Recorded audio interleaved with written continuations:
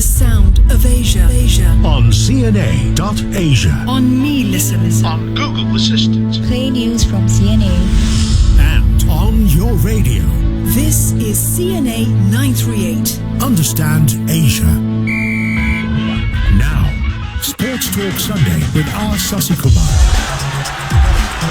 Hello and a warm welcome to Sports Talk Sunday. I'm your host Sasikumar, bringing you the definitive sports guide here on CNA938. Coming up on today's show, I speak to the organizers of the decade-long youth football tournament called SingaCup. Tournament Director Selvakumar, he joins me on the show to share how they are taking their event to the virtual space to stay relevant given the current climate. In the second hour, six-time World Billiards champion and the newly crowned Sportsman of the Year, Peter Gilchrist, he's in the hot seat talking about his life as an athlete. Join us on the conversation. Connect with me on social media at PlayTheGod on both Instagram and Twitter. Before we get on with the show, here's the news.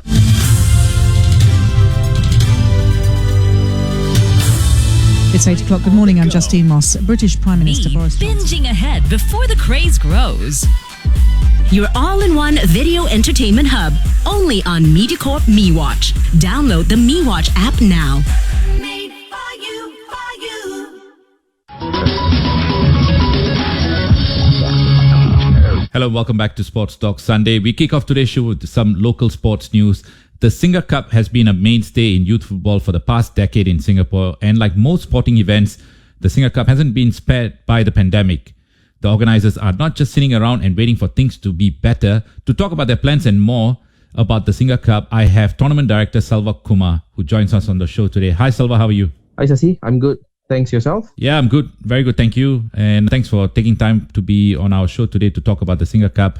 I want to start with asking about the history of the SingaCup. It started a decade ago. And how did this idea come about? Indeed. It was started in 2011. The whole idea was actually to unify the community through sports. Like, football, how we play 11 aside and how we form different friendships. So the whole idea behind it was we wanted to create a tournament where we give our local footballers to actually play with their counterparts from around the region, and in view of these, they'll be exchanging the different cultures, they'll be sharing friendships. For all this year they may be playing in Singapore, and when they sign on the professional contracts, they might be playing in some other countries, and then they have a chatter and say, I met you at SingaCup. So I think all these things will go a long way. Yeah, absolutely. That'll be a nice thing to happen, right? But, of course, putting on a tournament like this comes with challenges. What are the challenges you guys faced early on? In terms of SingaCup, yes. The biggest challenge was how to transform a purely physical grassroots event into an event that is both interactive and interesting in the virtual world. I mean, you know best from your professional football days that nothing comes close to playing physically. So we have to be innovative and in these challenging times, also adapting to the new norm. And we, of course, have to embrace technology in order to stay relevant and all the while maintaining the spirit of SingaCup. Tell us a little bit about the SingaCup. Of course, there's a lot of offline events that have now all gone onto the virtual space. Was that something that you guys already designed or you're forced to do this? To be honest, I wouldn't say you're forced to do it, but in order to remain relevant, we had to plan something. So because right now, we're all living in unprecedented times with all of us affected in one way or another by this COVID-19. So we had to find something to take on the impossible. So we had to have the resilience and courage. So that's how I think SingaCup 2020 was created. At the same time, like I mentioned before, we wanted to showcase the inclusiveness of sport, and especially football, how it can be a unifying presence. So we created this online event, and also it allows us to engage the broader audience and bringing people together, their love of sport, and creating something unique for people to enjoy wherever in the world they may live. Of course, organizing a virtual event and an offline event is completely different, right? So when you look at the SingaCup, it comes with its own set of challenges, especially when you're going onto the technological space, right? You're going to use technology to do the heavy lifting. Did you guys have the expertise or did you have to look for help around? Yeah, you are right. We didn't have the expertise, so we had to look for help around. So of course, thankfully we had good partners who were ready to come on board and support us in different ways. So, but I think again, another set of challenge other than the technology part was the operational aspect of organizing some of the interviews, because most of our guests actually live in different countries, in different time zones. So when you actually schedule a live broadcast, you have to be sensitive to the guests' own circumstances as well. And also, you have to balance that against organizing the timing of the program itself so that it's most likely convenient for people to tune in. And last but not least, of course, the other biggest challenge was the football calendar. It all became haywire and things was even more trickier because all our guests were in different phases of their football season. How important has been the support from government agencies like the Singapore Tourism Board for you guys? Oh, indeed. I think it made us believe again. It was like a morale booster for my SingaCup team because these shows of support actually sends us a very strong signal that they believe in what SingaCup has done for the past 9 years and also what we have set out to do in our near and the long-term future. So I'm actually extremely thankful for the great support from my partners and also from Singapore Tourism Board because without them, events like this would never be possible. So I hope that I look forward to actually strengthening this partnership for many more years to come. How does the partnership look like? When you say when it comes in as support and some sort of partnership, how do they actually help you out with the operational aspect or the marketing aspect? Just to give us a bit of a favor. Okay, so how it works is they've actually, Singapore Tourism Board, they want to showcase Singapore as a venue to invite people back. Mm-hmm. So I think that's how they help in the marketing aspect. So sending they share the social media. We do some cross-marketing as well. So they promote our event through their partners as well. And also they give their inputs here and there, how to make the event better as well. The SingaCup offers, of course, different activities for fans, such as the music festival, of course, the esports tournament, movies.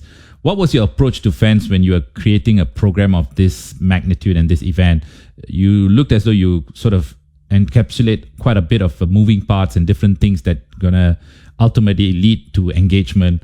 And again, I'm quite interested to get behind the thought process of how you guys put this together. Yeah, indeed. It's a bit of a challenge, like I said, because we didn't want to make the event just another esports event. So we wanted to make something more interesting. So we actually have, one aspect of it is a large esports competition with participants from around the region competing. We have a professional edition as well of the esports. And then we wanted to make sure it's a holistic event. So we created a program that appealed to a variety of people and with different interests. And at the same time, I also want to engage my existing SingaCup audience and of course build on it and attract new followers as well. So we added in the creative elements like the design and skills competition and the music fest that you mentioned. And we also have a movie screening for the movie buffs. And while football as a sport is enjoyed by many, we wanted to make the best of this online format to engage with every kind of fan out there. Just to hone in on maybe the music festival, what kind of music genres can we expect? Is it local bands, regional bands? How are you creating the lineup there? Okay, for this year actually we are doing a local band. So we're working with Timber and a local DJ Tink. So we have two segments. First part is the live band, where actually SingaCup audience can actually do a live chat and actually dedicate songs. And also the DJ segment is right after that. This is done by the Supersonic Band. And we're also launching our official SingaCup song during that music festival as well. Oh, nice one. What about the movies? Is it all going to be football, sports movies? Yeah, movies. We worked with the producers of Kallang Raw. So we're actually screening Kallang Raw to bring back good old memories. That's nice. Whenever I watch Kallang Raw, it brings back so much nostalgia, of course, right, for all of us. Yeah, apart from the entertainment offer, attendees can also enjoy, I suppose they can be part of webinars conducted by international football experts. What was the goal of adding the additional, I would say, educational elements to the whole event? Yeah, indeed. One of the many additional things that we have. So we wanted to make a contribution to the football community, like in an educational capacity. So that's why we had webinars and also the public interest segments. So we actually carefully selected guests who are like a combination of industry experts, such as we had Mr. Fritz from the UEFA and FIFA technical consultant. We also had Miss Chan, who is AFC woman instructor. And of course, I think the biggest highlight would be the VIP guests, such as Tim Cahill and Sunil Chetri. I think all these people, they actually add flavor to the whole tournament or the event, and also show that while football is all about play, there's also a lot of hard work that goes into it if you are to succeed. All right, time for a break. When we come back, I want to talk to you about some other details that you can share with us about the SingaCup.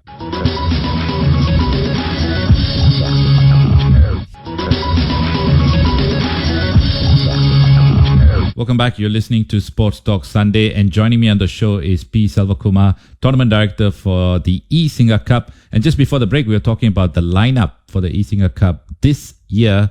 Of course, the SingaCup is an offline youth tournament that happens every year for the past decade. Due to the pandemic, they've taken the virtual space. Selva, let me just ask you about Tim Cahill, Sunil Chetri, Stefano Lillipali, Hassan Sani, and Iksan Fandi. These are the big names that will be part of the SingaCup. How important was the commitment and collaboration of these big names to celebrate this event? I think it's very important. Also, I'm also thankful that actually managed to convince the very best of Asian football celebrities, and also they are attending the various capacities as SingaCup. We celebrate 10th anniversary. So I think the kind gesture of their presence itself is a testament of the belief that they have in what SingaCup stands for, and also in line to what we want to achieve in the future. So I think it's also definitely heartening to see the kind of commitment these players have towards just not the sports itself, but also to the community that never fails to cheer them on, whether in good times or bad times. That's nice to hear. I just want to focus in on a couple of names. Tim Cahill, what will he be doing and what can fans look forward to? Because I'm an Everton fan, and of course Tim Cahill is a former legend of the club. So what's he doing, and how can I be part of this? So Tim Cahill will be appearing on the show on the 3rd of November on Tuesday between 8:30 to 9:30 p.m. So you can actually catch him live on our SingaCup Facebook page, where you can actually post questions, and then it'll be more of a interactive talk show for an hour. And what about Sunil Chetri? Is it the same format for all of these stars that I mentioned earlier? Yeah, in fact, it's all the same format for Sunil Chetri, Tim Cahill, and Stefano Lillipali. It's all a live talk show, so where the fans can actually post questions to them. That's nice. So do they have to do it in advance, or they can do it live? They can do it live, but of course, if you want to jump the gun, you can do it in advance and post on the Facebook page right now itself, where we have their posters up, so it can be commented on the picture. Yeah, okay. And one of the great things about the SingaCup is that the project uses football as a platform to motivate and inspire children towards education and sports through an experience conducted, of course, in different countries. Please tell us a little bit more about this project, because I know you guys do a bit of community outreach, not just in Singapore, but around the region. What is that experience like? Yeah, indeed. I mean, at the end of the day, it's all about giving back to the community. So we started with the SingaCup Football Experience, which is a regional initiative. It's focused on assisting the wider underprivileged community in Southeast Asia. So the project actually uses football as a platform to motivate and inspire children towards education and sports. It's typically a 2-day camp where the participants will actually undergo a football clinic and also at the same time participate in basic language classes. And also, of course, we can't just do it.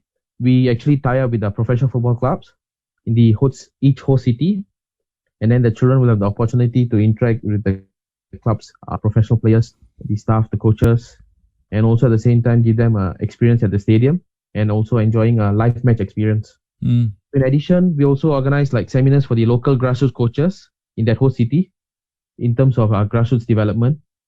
So over the years, the whole initiative actually benefited more than 600 youths, typically aged between 8 to 14 years. And countries we went to was Cambodia, Indonesia, Philippines, Singapore, Thailand, and in Malaysia as well.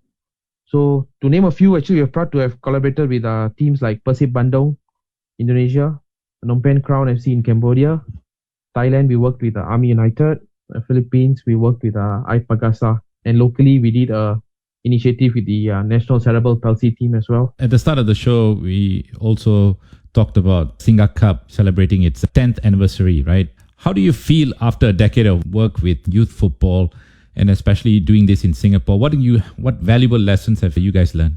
I think if you compare from 2011 versus 2019, honestly speaking, I think we've witnessed a significant improvement in the attitude, the competitiveness, and the professionalism from our local clubs, the coaches and the youth players as well.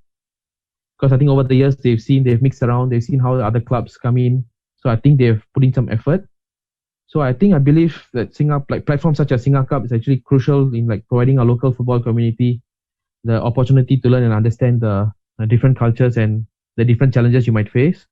So that's why we actually try our best every year to bring in different teams from different countries, so that our local football scene actually can reach new heights, while at the same time countries in our region gets a chance to see Singapore and also what the Singapore football is made of as well. Virtual event means that you probably have a chance to reach out to a broader wide audience, not just in Singapore, but in the region as well. Do you think that through this SingaCup, your brand will grow bigger and faster? Well, I hope so. But I think it should, because SingaCup actually, we want to reaffirm our strong standing in the international grassroots football community. And also at the same time, we want to attract new fans. And of course, again, like you said, it'll be a greater audience because it's virtual. You need not spend money, buy a ticket and come to Singapore. So we hope through this that while showcasing the Singapore and the event online, I hope more people will actually come to the future edition. And I also actually seek to remain relevant because right now no grassroots football events are actually happening. Effectively, all is cancelled. So I hope this SingaCup will be a starting point for more to come in terms of the future grassroots football tournament and even more like future editions to further grow and nurture the football community. Well, you've done 10 years now with the SingaCup. Looks like you're here to stay and you probably have another 10 years. What does the 10 years ahead looks like for the SingaCup? Yes, we are here to stay and I'm extremely excited about SingaCup 2020 because it's something totally new and also how technology has brought everyone closer together. So we actually have plans set in motion to present a physical product offering for SingaCup 2021. I mean, once the pandemic no longer confines us to our respective borders. But in the meantime, we have to sit and wait and see what's the level of participation in a virtual platform and also the impact it has before making it actually permanent. But I think we're on the right track, in good position to actually seize the opportunity to run both events in the near future. So can I expect the SingaCup and the SingaCup to run parallel maybe in 2021, or when you physically can run an event, the SingaCup will take a backseat? Well, how does that look like for you? We are looking at running it parallel. We are looking at running it parallel. Is there going to be more work? For sure, there is more work, but I believe if you have the passion to do it, I think more work is a healthy problem. Any information that you like to share with our listeners? How can they be part of this, or how can they have access to information about the SingaCup and SingaCup? Maybe I just do a recap. Sure. Like I mentioned, SingaCup 2020 is a hybrid 5-day event. So we have the esports tournament, the interviews, the panel discussions, and also the music segments. So all this is the whole lineup is actually in www.singacup.com and also in the Facebook page itself, which is SingaCup Facebook page. And we have a YouTube channel, which is a SingaCup TV. So seeing is believing. So I extend my special invitation to all to come join us at SingaCup 2020 and immerse yourself in this new, rich experience where we guarantee there's something for every kind of fan out there and to be part of our SingaCup family. Excellent. Thank you so much for your time, Selvakumar. I wish you all the best. Hopefully we can see the physical version in 2021. Yeah, I really hope so. Thanks for having me on the show, Sasi. Thank you.